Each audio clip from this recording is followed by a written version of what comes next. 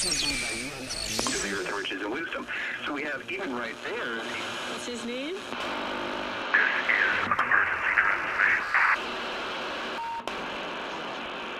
is an emergency transmission from FEMA Region 6 in occupied North America.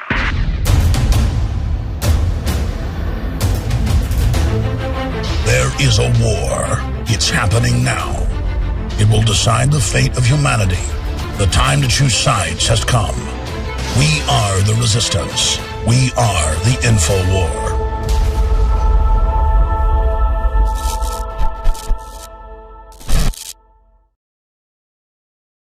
We have an exciting program today. We're going to be talking to Paul Joseph Watson at the bottom of the hour. We're going to be talking to him about the Ukraine and also about parental rights again in the UK. They are rolling out what we talked about last week when Paul was on with us. We talked about a bill in Scotland that was introduced about a year ago, but it was just passed within the last week or so. And what they did was they assigned a government minder to every child at birth.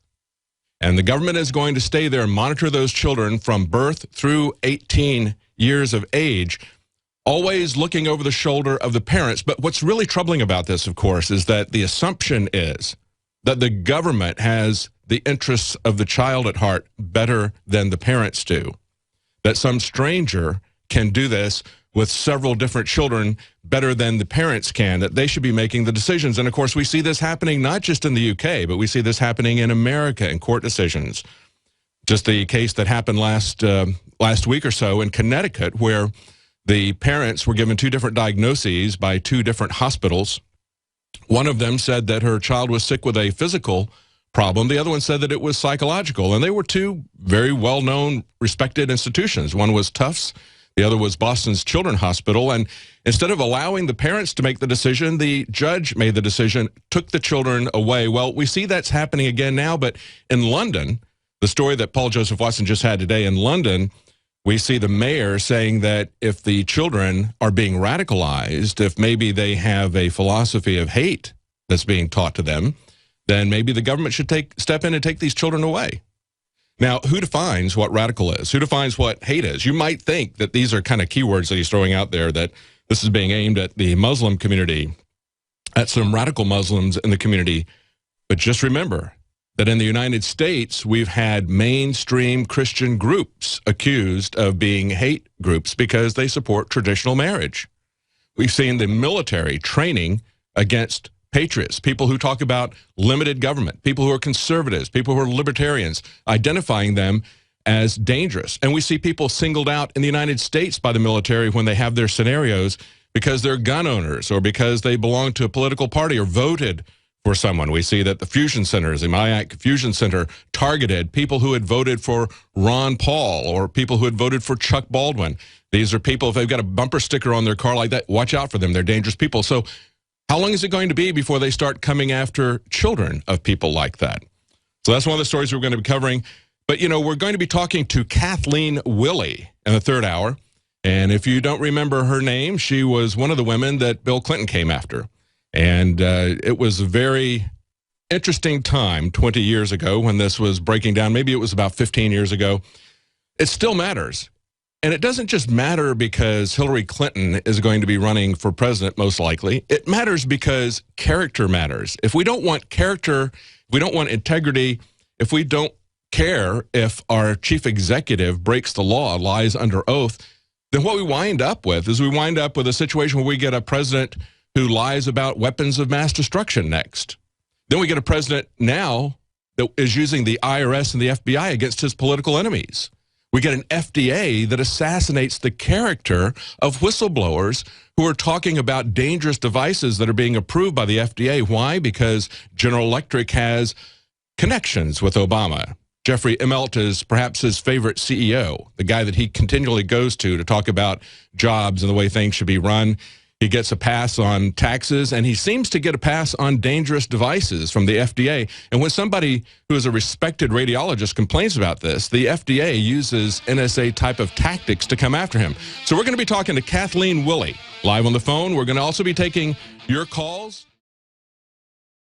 The globalists have controlled the mainstream media for a long time, but now they're expanding, making the weaponization even more vicious and deceptive. All the major networks are state-run. We are partnering this year with the NFL. The NFL has become a political weapon against the Second Amendment and pushes Obamacare. MSNBC tells us that our children belong to the state. We have to break through our kind of private idea that kids belong to their parents or kids belong to their families and recognize that kids belong to whole communities. The brainwashing media machine has been turned up on high, and it's time for humanity to double down on the true people's media and strike back against the tyrants that are destroying our civilization with their lies and fraud. We are the resistance. You are the resistance. You are the info war. It is more important than ever to realize that we are not the alternative media. We are the true media. The establishment dinosaur press is dying. We are in an information war, and we are losing that war. Join us at InfoWarsNews.com and PrisonPlanet.tv. Members can share their memberships with up to 11 people. By subscribing, you will literally be buying war bonds in the info war to expand our operation in the face of the tyrants. Join us at PrisonPlanet.tv. And we've got an exciting show today. We're going to be joined by Paul Joseph Watson talking about what's going on in the Ukraine as well as parental rights that are being challenged in the UK. We've also got Anthony Gucciardi that's going to be coming on and talking to us about different things that are happening with the FDA. We see a power grab going on with not just the FDA, but also with the FCC. We're going to be talking about that as well. And we have Kathleen Willey. Now, she was one of the ladies who accused Bill Clinton of sexual harassment, and she and the rest of them were vilified by the feminists, by the supporters of Bill Clinton, and by Hillary Clinton. One of the things that Kathleen Willey said about Hillary Clinton is she's orchestrated a terror campaign against every one of these women, including me. Well, we're going to have her in the third hour. She's going to be talking to us about what she's experienced, what she thinks about the Clintons. I think we kind of know, but we're going to fill in some details there. But look at what is happening in the Ukraine. We've got Kerry telling Russia, you can't just invade a country on false pretenses. This is a story that's up on Infowars.com right now. This is from Lou Rockwell's blog. Does he see the irony in that? You can't just invade a country on false pretenses. Wasn't that the major policy thrust of the Obama administration all last year, trying to invade Syria on a false pretense? And this article points out that in Kiev, the demonstrators are called people power. But in other cities like Donetsk and Sebastopol, they're called armed gunmen. Do you see how that works? If they're fighting for the American government in Syria, Al-Qaeda is called freedom fighters and liberators. But then, of course, they use that to scare us into giving up our liberties that are guaranteed in the Constitution. And many Americans go along with it. A lot of people are waking up to that. Even Rachel Maddow last week was talking about how the FBI has had 150 shooting incidents, and they have investigated them themselves and found that in every one of these, they were absolutely innocent of any wrongdoing. That's a pretty good record, isn't it? Even Rachel Maddow found that hard to believe, just as she also found it hard to believe that Ibrahim Todashev, someone who knew the Tsarnaev brothers, was picked up by the FBI for questioning, shot 6 times, and then once in the back of the head for good measure. You know, that's not unrelated to what's going on in the Ukraine right now. We told you at the time that there was a lot of red flags back and forth about the Tsarnaev brothers, their involvement in Chechen terrorists that had historically been run by the CIA and were possibly being still run by them at the time that the Tsarnaev brothers were going back and forth. Russia noticed that this was happening and sent some inquiries to the U.S. saying, do you guys know that these guys are affiliated with terrorists here in Chechnya? As a way, I think, really more than anything of letting them know, we know that you're sending these guys back and forth. And, of course, Uncle Ruslan, who helped to forward the narrative of the false flag that was going with the Boston bombing, Uncle Ruslan was married to the daughter of the CIA head in that region. So there was a lot of going back and forth with Chechen terrorists, and we even see now people in the West are calling on the Chechen Osama bin Laden to get involved in the Ukraine, to do something. They're inciting him to try to riot. I think it's interesting that when all of this stuff started happening, that Russia leaked to the press here in the U.S. the fact that these Tsarnaev brothers had been going back and forth and that they were linked to CIA-supported terrorists in the Russian area. I think that was a way of essentially throwing a shot across the bow of the CIA, as well as also criticizing the CIA. You know, Russia's got its own agenda. Outlets like RT have their own agenda. You can trust them to tell the truth about what's going on in the U.S. You can't necessarily trust them to tell you the truth about what's going on in Russia. They're going to sugarcoat it, just like CNN sugarcoats what Obama does, but they might point out the corruption that's going on in the Ukraine. We try to point out both sides of that. We don't have a dog in this pony. We don't work for either one of these governments. We're not like CNN. We're not like RT. And so we're going to try to tell you what we see as honestly as we can, but it's very difficult to understand what's going on there. Putin is saying that he's not going to stop at the Crimea. This is another article that's up on InfoWars today. It's from CNS News. You know, he was threatened when he didn't play along with our agenda, I should say the Obama regime's agenda in Syria. He was threatened that something might happen during the Olympics, that Prince Bandar said he might not be able to control. He could guarantee that nothing would happen with terrorists, according to a Muslim news agency that reported this. That's the only source we have for that story, but supposedly he was threatened about that. Well, what actually happened was we saw this revolution going on right at the doorstep of Russia. Many would argue that Ukraine is really actually a part of Russia. They see themselves differently. But we have to remember that the UK has been fighting against even old imperial czarist Russia. Remember the Crimean War? Remember the charge of the light brigades, half a league onward, you know, into the Valley of Death rode the, what was it, 500? I don't remember the poem exactly. That was the Crimean War. We had a lot of metaphors that came out of that. That was the British Empire attacking the Russian czars over the Crimea. The Crimea is very important to Russia strategically, militarily, economically. It's not something that NATO and the U.S. can just come in and make demands about without expecting to see something happening there. So what we're seeing is a brinksmanship that really kind of borders on what we saw with the Cuban Missile Crisis. Very troubling to see what's happening with this. This is a very dangerous game that John Kerry and Obama are playing. We're going to be talking to Paul Joseph Watson about this in more detail at the bottom of the hour. I just wanted to run through some of the news stories that have come out over the weekend. This one had a real personal effect for me. At least 28 dead, 109 injured after a gang of knife-wielding men attack a train station in China. This is one that was picked up from the Daily Mail in the UK. We had it on InfoWars this weekend. When I went to China with my family to adopt my daughter, we made the mistake of trying to travel internally in the country on a train. We were concerned about we'd heard a lot of tales about the very small planes, the puddle jumpers that went internally between the different cities. And although the train service going between Guangzhou and Hong Kong is the finest that you'll see in the world, it's the equivalent of the best trains in Europe, the trains going within the country is a very different story. And when we decided that we wanted to take the train, they tried everything they could at the adoption agency to talk us out of it. But we were dead set that we really didn't want to fly. So when we took this train, they actually bought tickets so they could escort us physically onto the train. They bought tickets to go where we were going. They were so concerned about safety at the train station. And when we got there, there was this large loudspeaker that was broadcasting stuff in Chinese, a mass of people. You just cannot imagine how many people you see on the streets, especially someplace like a train station in China. And they were broadcasting on this loudspeaker. It was a blue and white thing. We could tell it was the police. And we asked our translator what they were saying. And they said, well, they're telling us how many people were killed here last week. And I said, wow. I said, I don't see any police. And they go, oh, no. The police are too afraid to come here. They just broadcast messages warning you how dangerous this place is. So they escorted us onto the train. But this is an example of how government fails. When government is no longer concerned to protect the people, it just continues to get worse and worse and worse. We've seen this for a very long time in America, where the police make it very clear, courts have made it very clear, that they're not there to provide security to you or protection. They're there to enforce policies. This is the logical end of where this all happens. And of course, the people there in China are disarmed. And so if you've got a bunch of knife-wielding thugs coming through, it's a question of strength. It's a question of who's got the knives.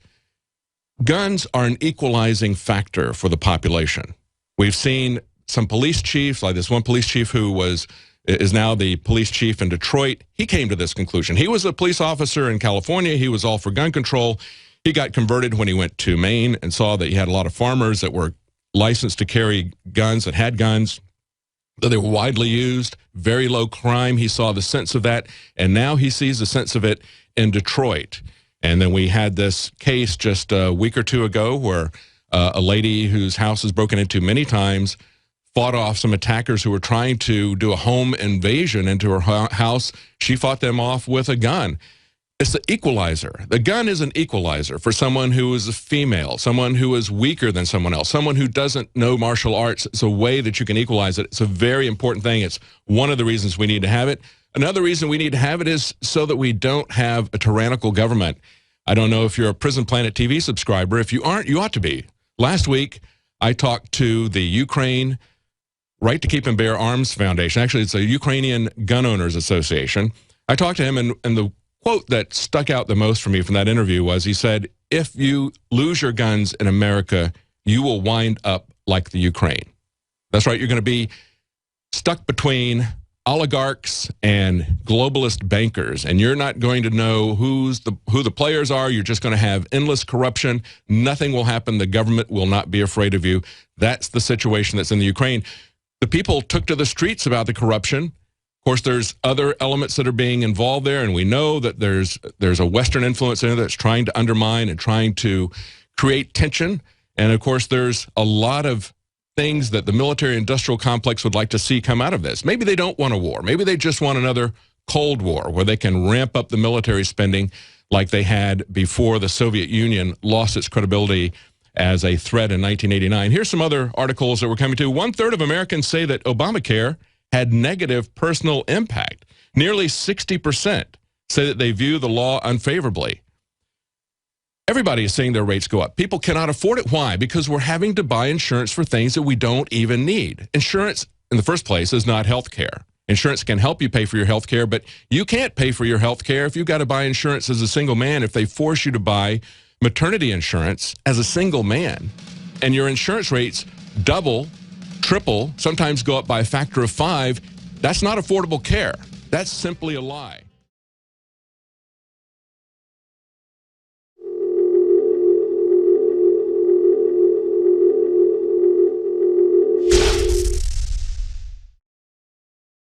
So in England, we see that they're now going to have in Scotland minders assigned to children at birth, following them through 18 years of age. Very, very troubling assumption there that the state, not the parents, has the best interest of the child at heart, that the state will make vital decisions about the child's life. We already see that happening in the United States. There's something underneath this, which is called the UN Convention on the Rights of the Child, that is actually calling for this. Now, the United States has not become a signatory to that treaty yet, but most other countries have, and we can see that in the UK, as the mayor of London is now talking about removing children if they think that their education is too radical. That's a very troubling thing. I can tell you as someone who homeschooled that my children got a radically different education than they would have gotten. They got a very different version of history, as you can imagine, than they would have gotten in the schools. Very different political perspective. That's okay. We ought to be able to have diversity in America. We ought to be able to discuss ideas openly. We shouldn't have a situation where the government shuts that down. So we're going to be talking to Paul Joseph Watson. We're also going to have Anthony Gucciardi on the show, and Kathleen Willey, one of the women that was sexually assaulted or attacked by Bill Clinton.